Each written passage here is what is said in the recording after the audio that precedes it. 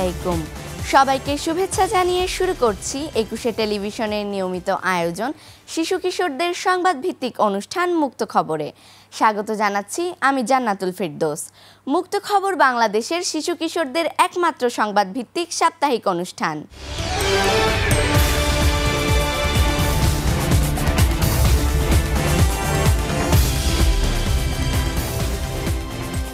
প্রশিক্ষণপ্রাপ্ত ৪০ জন শিশু সাংবাদিকের এই দলে সমাজের সব শ্রেণীর কিশোর কিশোরীরা রয়েছে। মুক্ত খবর অনুষ্ঠানের গবেষণা, সংবাদ তৈরি এবং সম্পাদনায় এরা অংশ নেয়। ২১শে টেলিভিশন একটি জাতীয় সম্প্রচার মাধ্যম হিসেবে কিশোর কিশোরীদের মত প্রকাশের অধিকার হিসেবে আধুনিক দৃষ্টিভঙ্গি গড়ে তোলায় বিশ্বাসী। প্রথমেই খবর শিরোনামে রয়েছে, দেশের খবরে থাকছে পদ্মাপাড়ের শিশুদের জীবন কেমন। শিশুদের পোশাকই হতে পারে বিপদের কারণ। প্রাণীজগৎ পর্বে থাকছে ইঁদুরের আত্মীয় হ্যামস্টার। বিজ্ঞান ও প্রযুক্তি পর্বে থাকছে গাইবান্ধায় নদীতে চলছে ল্যাম্বরগিনি গাড়ি। আন্তর্জাতিক পর্বে থাকছে শিশুদের শৈশব হারিয়ে গেছে রাশিয়ার ইউক্রেন যুদ্ধে। সর্বশেষ পর্বে থাকছে বিশেষ বিজ্ঞপ্তি, হারানো ও প্রাপ্তি সংবাদ এবং চিঠিপত্র।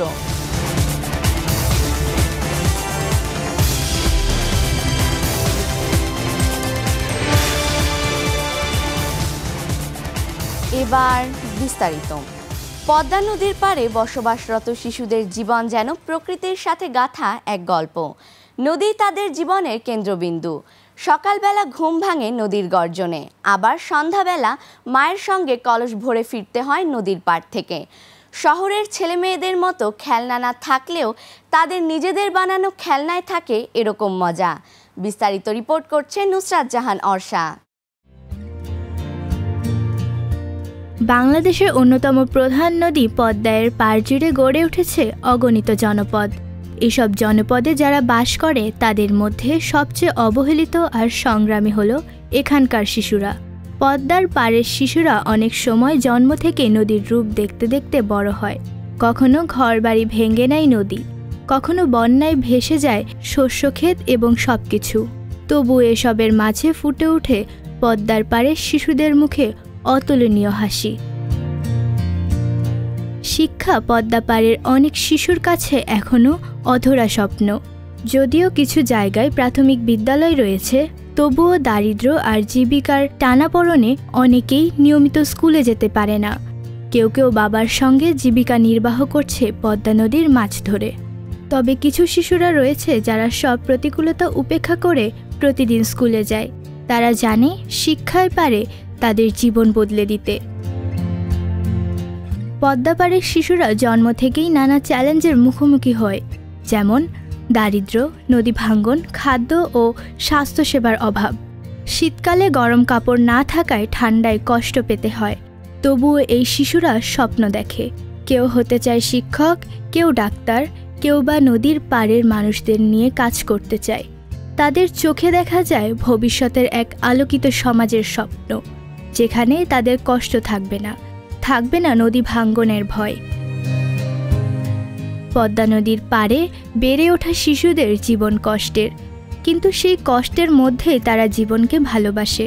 এদের মাঝেই লুকিয়ে আছে আগামী দিনের সম্ভাবনা। তারা শিখে নিয়েছে কিভাবে প্রকৃতির সঙ্গে বাঁচতে হয়, কিভাবে অল্পতেই সন্তুষ্ট থাকতে হয়। আমাদের দায়িত্ব হলো এই শিশুদের পাশে দাঁড়ানো, তাদের জন্য শিক্ষা, স্বাস্থ্যসেবা ও নিরাপদ পরিবেশ নিশ্চিত করা। একটু সহানুভূতি, একটু সহায়তা যদি আমরা দিতে পারি, তাহলে পদ্মার পাড় থেকেও উঠে আসতে পারে অনেক কবি, বিজ্ঞানী, শিক্ষক কিংবা নেতা। পদ্মার পাড়ের শিশুরাও হয়ে উঠতে পারে দেশের গর্ব। পড়াশোনার পাশাপাশি পদ্মা নদীতে বাবার সঙ্গে মাছ ধরছে অনেক শিশুরা। এই মাছ তারা বাজারে বিক্রি করে করছে জীবিকা নির্বাহ।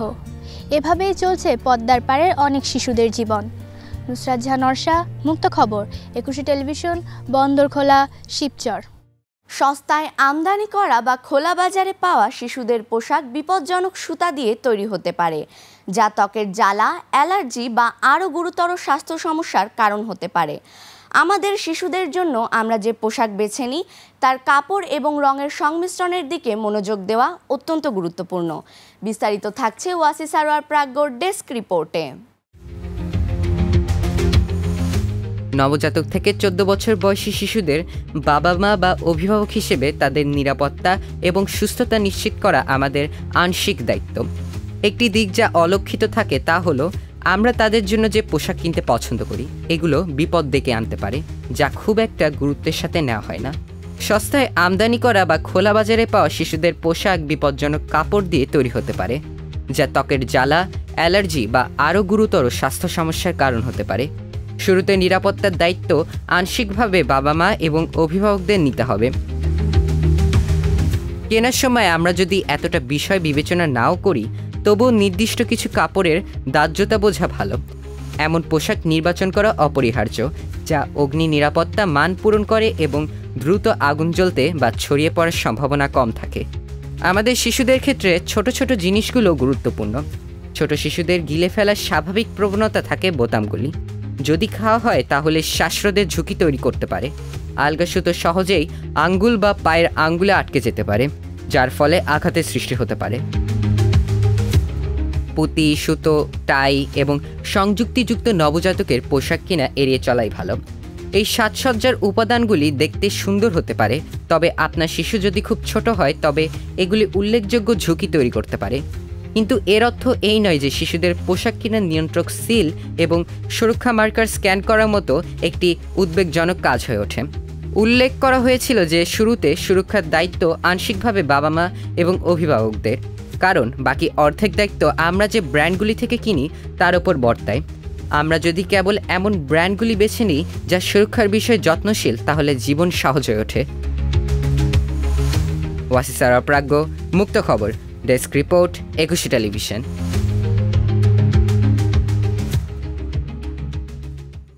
বন্ধুরা, এবার নিচ্ছি একটি বিরতি। তবে বিরতির পর মুক্ত খবর অনুষ্ঠানে আরও যা থাকছে।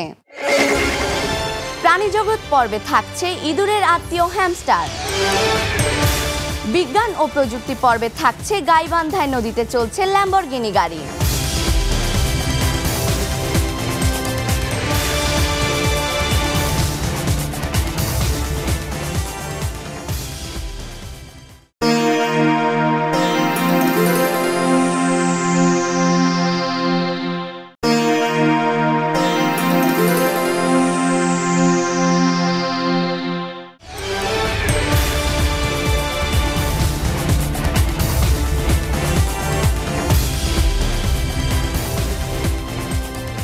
বিরতির পর আবারও স্বাগত জানাচ্ছি শিশু কিশোরদের সংবাদ ভিত্তিক অনুষ্ঠান মুক্ত খবরে।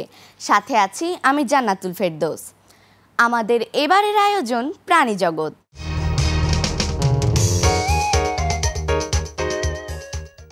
হ্যামস্টার হলো এক ধরনের ছোট লোমশ ইঁদুর জাতীয় প্রাণী, যাদের ক্রিসেটিন সাব ফ্যামিলিতে অন্তর্ভুক্ত করা হয়, যা মূলত দক্ষিণ পূর্ব ইউরোপ, মধ্যপ্রাচ্য এবং এশিয়ার বন্য অঞ্চলে পাওয়া যায়। এদের গালে পকেট থাকে যেখানে তারা খাবার ভরে রাখে এবং পরে খাওয়ার জন্য সংরক্ষণ করে, যা তাদের হ্যামস্টার নামকরণের কারণ। বর্তমানে এটি একটি জনপ্রিয় পোষা প্রাণী, কিন্তু গৃহপালিত করার জন্য নির্দিষ্ট কিছু প্রজাতিকেই ব্যবহার করা হয়। বিস্তারিত থাকছে সানজিদা ইসলামের ডেস্ক রিপোর্টে। হ্যামস্টাররা লোমহীন এবং অন্ধ অবস্থায় জন্মগ্রহণ করে। এরা সাধারণত মোটা দেহের হয়। লেজ শরীরের দৈর্ঘ্যের চেয়ে ছোট, লোমশ কান, মোটা পা ও প্রশস্ত পা থাকে। তাদের ঘন রেশমি পশম থাকে, যা লম্বা বা ছোট হতে পারে। রং কালো, ধূসর, মধু, সাদা, বাদামি, হলুদ, লাল অথবা প্রজাতির উপর নির্ভর করে মিশ্রিত হতে পারে। হ্যামস্টারের লেজ দেখা কঠিন হতে পারে, কারণ এটি সাধারণত খুব বেশি লম্বা হয় না। হ্যামস্টাররা খুব নমনীয়, তবে তাদের হাড় কিছুটা ভঙ্গুর। তারা দ্রুত তাপমাত্রা পরিবর্তন এবং খসড়া, সেই সাথে চরম তাপ বা ঠান্ডার জন্য অত্যন্ত সংবেদনশীল। হ্যামস্টারদের দৃষ্টিশক্তি কম থাকে। তারা অদূরদর্শী এবং বর্ণান্ধ। তাদের দৃষ্টিশক্তির কারণে তারা দূরত্ব সম্পর্কে ভালো ধারণা পায় না। হ্যামস্টাররা লিঙ্গের মধ্যে পার্থক্য করতে এবং খাবার শনাক্ত করতে তাদের ঘ্রাণ অনুভূতি ব্যবহার করে। মা হ্যামস্টাররা তাদের ঘ্রাণ অনুভূতি ব্যবহার করে তাদের নিজস্ব বাচ্চা খুঁজে পেতে এবং কোনটি তাদের নয় তা শনাক্ত করতে পারে। তাদের ঘ্রাণ গ্রন্থিগুলি তাদের অঞ্চল, তাদের বাচ্চা বা তাদের সঙ্গী চিহ্নিত করতেও ব্যবহার করা যেতে পারে। হ্যামস্টারদের একটি আচরণগত বৈশিষ্ট্য হলো খাদ্য মজুত করা। তারা তাদের প্রশস্ত গালের থলিতে খাবার তাদের ভূগর্ভস্থ স্টোরেজ চেম্বারে নিয়ে যায়। গাল পূর্ণ হয়ে গেলে তাদের মাথা দ্বিগুণ বা এমনকি তিনগুণ আকারের হতে পারে। সানজিদা ইসলাম, মুক্ত খবর, ডেস্ক রিপোর্ট, 21 টেলিভিশন।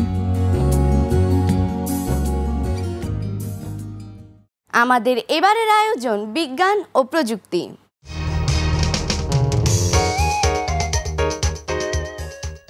গাইবান্ধায় এখন নদীর পানিতে চলছে কোটি টাকার ল্যাম্বরগিনি কার। ফুলছড়ি উপজেলার রতনপুর গ্রামের 10ম শ্রেণীতে পড়ুয়া মোহাম্মদ রাহাত খন্দকারের ল্যাম্বরগিনি কারের আদলে তৈরি স্পিডবোট সাড়া ফেলে দিয়েছে এলাকায়। প্রতিনিয়ত অনেকেই আসছে এই স্পিডবোট দেখতে। ছোটবেলা থেকেই বিভিন্ন যন্ত্রপাতি তৈরির দিকে ঝোঁক ছিল রাহাতের। এর আগে সে তৈরি করে ধান কাটার মেশিন, রোবট সহ বিভিন্ন যন্ত্রপাতি। এসব জিনিস তৈরি করতে করতেই রাহাতের স্বপ্ন জাগে বড় কিছু তৈরি করার। সে তাড়না থেকেই তৈরি করে ফেলে ল্যাম্বরগিনি কারের মডেলের এই স্পিডবোট। রিপোর্ট করছেন তাওহিদ ইবনে মুশফিক। গাইবান্ধায় এখন নদীর পানিতে চলছে কোটি টাকার ল্যাম্বরগিনি কার। ফুলছড়ি উপজেলার রতনপুর গ্রামের 10ম শ্রেণীতে পড়ুয়া মোহাম্মদ রাহাত খন্দকারের ল্যাম্বরগিনি কারের আদলে তৈরি স্পিডবোট সাড়া ফেলে দিয়েছে এলাকায়। প্রতিনিয়ত অনেকেই আসছে এই স্পিডবোট দেখতে। সে ছোট থেকে অনেক কিছু বানাইছে, ছোট ছোট গাড়ি বানাইছে। অনেক কিছু বানানোর পরে সে এখন সিদ্ধান্ত নিছে সে বড় কিছু বানাবে। একটা অদ্ভুত জিনিস বানাইছে, ওটা হলো দেখতে গাড়ির মতো কিন্তু পানির ভেতরে ছাড়া। সেটা দেখার জন্য প্রতিদিন অনেক মানুষ আসিয়ে দেখে। নদীর মাঝখান দিয়ে একটা গাড়ি চলতেছে, যে আসলে এটা গাড়ি না, এটা একটা মডেলেই কার। এটা দেখতে অনেক ভালো লাগে এবং অনেক দূর দূরান্ত থেকে অনেক লোকজন আসে এটা দেখানোর জন্য। ছোটবেলা থেকেই বিভিন্ন যন্ত্রপাতি তৈরির দিকে ঝোঁক ছিল রাহাতের। এর আগে সে তৈরি করে ধান কাটার মেশিন, রোবট সহ বিভিন্ন যন্ত্রপাতি। এসব জিনিস তৈরি করতে করতেই রাহাতের স্বপ্ন জাগে বড় কিছু করার। সে তাড়না থেকেই তৈরি করে ফেলে ল্যাম্বরগিনি কারের মডেলের স্পিডবোট। আমাদের বাংলাদেশে অনেক মানুষ ওখানে ঘুরতে গেছে এবং ওনারা অনেক টাকা ব্যয় করে ওই ধরনের যানবাহনে উঠতেছে। তো আমি চিন্তা করলাম এই ধরনের জিনিস যেহেতু আমাদের বাংলাদেশে নাই, তার কারণে যদি আমি এটা বাংলাদেশে তৈরি করি তাহলে বাংলাদেশের মানুষ অল্প খরচে আমাদের বাংলাদেশে ওই ধরনের লাক্সারিয়াস জিনিসের আনন্দ নিতে পারবে। তো তার কারণে আমি এটা তৈরি করেছি। কারের আদলে স্পিডবোটটি তৈরি করতে রাহাতের খরচ হয় প্রায় 5 লাখ টাকা। এই বিশাল অঙ্কের টাকা জোগাড় করতে রাহাতের পরিবারকে বিভিন্ন এনজিও থেকে 3 লাখ টাকা লোন নিতে হয়। বাকি 2 লাখ টাকা যোগান দেয় রাহাতের পরিবার ও আত্মীয় স্বজনরা। নানির দেওয়া 5,000 টাকায় শুরু হয় রাহাতের স্বপ্নের স্পিডবোট তৈরির কাজ। 9 মাস চেষ্টার পর তৈরি হয় রাহাতের ল্যাম্বরগিনি মডেলের স্পিডবোট। এই গাড়ি যখন বানালো ছেলে, অনেক জায়গা থেকে অনেক এনজিও থেকে লোন নেওয়া আছে। তারপরে আবার এখানে অনেকজনেই মানে আমার আত্মীয় স্বজন কিছু দিছে, যার যেমন সামর্থ্য ছিল সেরকম দিয়ে সাহায্য করছে। আমি আমার নানিকে গিয়ে বললাম, আমার নানি আমাকে প্রথমে 5,000 টাকা এনে দিও। তো আমি 5,000 টাকা দিয়ে সর্বপ্রথম আমি কাজ শুরু করি এবং পড়াশোনার পাশাপাশি দীর্ঘ 9 মাস কাজ করে আমি ভর্তি কমপ্লিট করি। এই ভর্তি কমপ্লিট করতে আমাকে শুধু আমার পরিবারে আয়ে না, আমাকে ঋণের আশ্রয় নিতে হয়েছে। এই ক্ষেত্রে আমার প্রায় 3 লাখ টাকা ঋণ করা হয়েছে এবং বাকি যে টাকা আছে এগুলো হচ্ছে আমার আত্মীয় স্বজন এবং আমার পরিবার দিয়েছে। কারে 4টি চাকা থাকার কথা থাকলেও এখন গাড়িটি শুধুমাত্র পানিতে চলে বলে চাকাগুলো সংযোগ করা হয়নি। বর্তমানে চাকার জায়গায় শুধু চাকার ছবি আঁকা রয়েছে। গাড়িকে নিয়ন্ত্রণ করার জন্য রয়েছে সামনে একটি স্টিয়ারিং, যা কাঠ দিয়ে রাহাত নিজেই তৈরি করেছে। ইঞ্জিন এবং তেলের অবস্থা জানার জন্য স্টিয়ারিংয়ের সামনেই রয়েছে মিটার। তার পাশে রয়েছে লাইটিং, হর্ন প্রভৃতির জন্য কিছু সুইচ ও সেলফ স্টার্টার। এই গাড়িতে রয়েছে সামনে 2 জন ও পিছনে 3 জন সহ মোট 5 জন বসার ব্যবস্থা। রাহাত তৈরি এই স্পিডবোট দেখতে প্রতিদিনই মানুষ আসছে দলে দলে। রাহাতের গ্রামবাসী ও তার পরিবার গর্বিত রাহাতের এমন সৃষ্টিতে। আমরা সবাই গর্বিত। আমার ছেলে যেন আরো সামনে এগিয়ে যায়, আরো বড় কিছু করে। তারপরেও যদি যার নজরে পড়বে, যাদের হবে, তারা সহযোগিতা করলে আমার ছেলে আরো বড় কিছু বানিয়ে দেশের দেখাতে পারবে। তাহিদ ইবনে মুশফিক, মুক্ত খবর, 21 টেলিভিশন। বন্ধুরা, আবারও নিতে হচ্ছে একটি বিরতি। তবে বিরতির পর মুক্ত খবর অনুষ্ঠানে আরও যা থাকছে। আন্তর্জাতিক পর্বে থাকছে শিশুদের শৈশব হারিয়ে গেছে রাশিয়ার ইউক্রেন যুদ্ধে। সর্বশেষ পর্বে থাকছে বিশেষ বিজ্ঞপ্তি, হারানো ও প্রাপ্তি সংবাদ এবং চিঠিপত্র।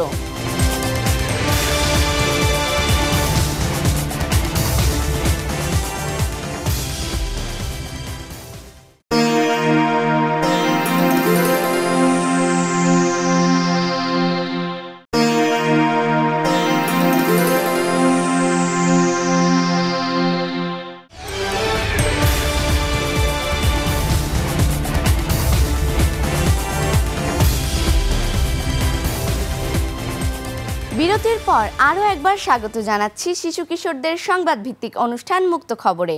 পুরো সময় জুড়ে সাথে আছি আমি জান্নাতুল ফেরদৌস। আমাদের এবারের আয়োজন আন্তর্জাতিক সংবাদ।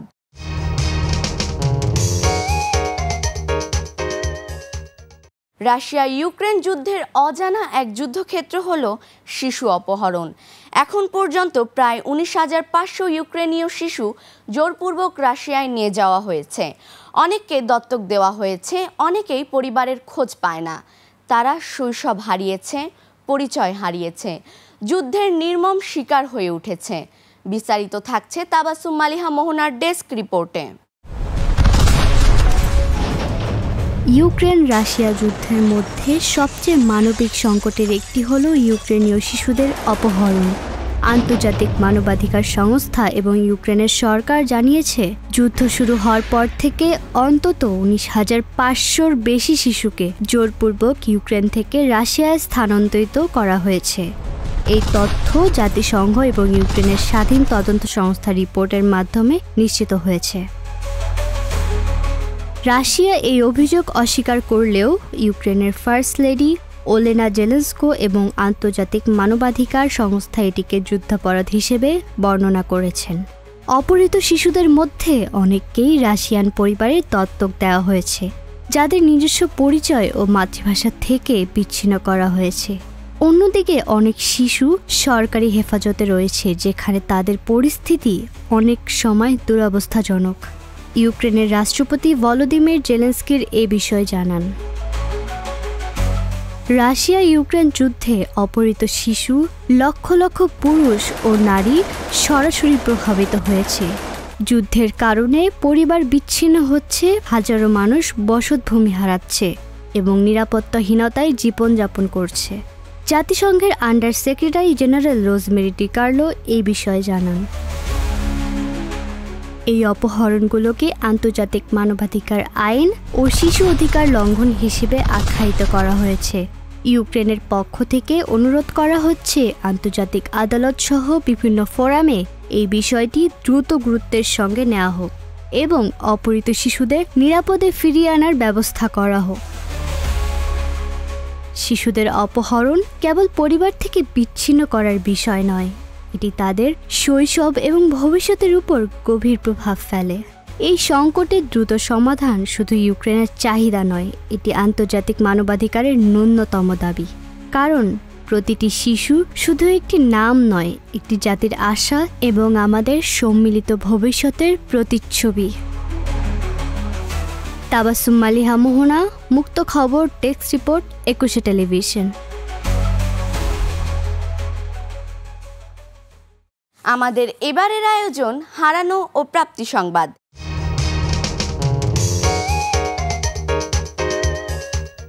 এ সেগমেন্টে থাকছে হারিয়ে যাওয়া শিশুদের খবর। গত 3 আগস্ট 2025 তারিখে রোজ রবিবার আনুমানিক সন্ধ্যা 7টায় ঢাকা ক্যান্টনমেন্ট মানিকদিন নামাপাড়া থেকে মোহাম্মদ ডিপজল নামের 18 বছরের এক প্রতিবন্ধী কিশোর হারিয়ে গেছে।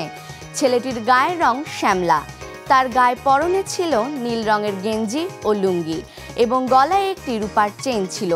যদি কোনো ব্যক্তি ছেলেটিকে দেখেন অবশ্যই এই ঠিকানায় যোগাযোগ করুন। বড়বাড়ি 311/5, ঢাকা ক্যান্টনমেন্ট, মানিকদি নামাপাড়া, 3 রাস্তার মোড়। মোবাইল 016814111304। অথবা 013203849666। এবার একটি বিশেষ বিজ্ঞপ্তি এবং চিঠিপত্র। 21শে টেলিভিশনের শিশু কিশোরদের সংবাদভিত্তিক অনুষ্ঠান মুক্ত খবর অনুষ্ঠানে শিশু সাংবাদিকদের আবেদন আহ্বান করা হচ্ছে। ঢাকাসহ বাংলাদেশের বিভিন্ন জেলায় সংবাদ পাঠক পাঠিকা ও বিভাগীয় প্রতিনিধি, জেলা প্রতিনিধি, শিশু সাংবাদিক আবশ্যক। বয়সসীমা 8 থেকে 18 বছর বয়স সনদপত্র অনুযায়ী। আগ্রহী শিশু কিশোর কিশোরীরা সরাসরি যোগাযোগ ও জীবন বৃত্তান্ত পাঠাও এই ঠিকানায়। প্রযোজক মুক্ত খবর, 21শে television limited, Jahangir tower, 10 Kazi Nazrul Islam Avenue, Karwan বাজার, ঢাকা 1215। ফোন 0255014316 থেকে 25 পর্যন্ত। মোবাইল 019586644544। ইমেইল muktokhabor@21e-tv.com অথবা muktokhabor2025@gmail.com। আমরা থাকব তোমাদের মতামতের অপেক্ষায়। প্রিয় শিশু কিশোর বন্ধুরা, আমরা অনুষ্ঠানের শেষ প্রান্তে চলে এসেছি। প্রতি পর্বেই আমরা হাজির তোমাদের কাছে। সবাইকে আগামী পর্ব দেখার আমন্ত্রণ জানিয়ে আমি জান্নাতুল ফেরদৌস শেষ করছি তোমাদের প্রিয় মুক্ত খবর। ততক্ষণ ভালো থেকো, সুস্থ থেকো এবং চোখ রেখো 21শে টেলিভিশনের পর্দায়।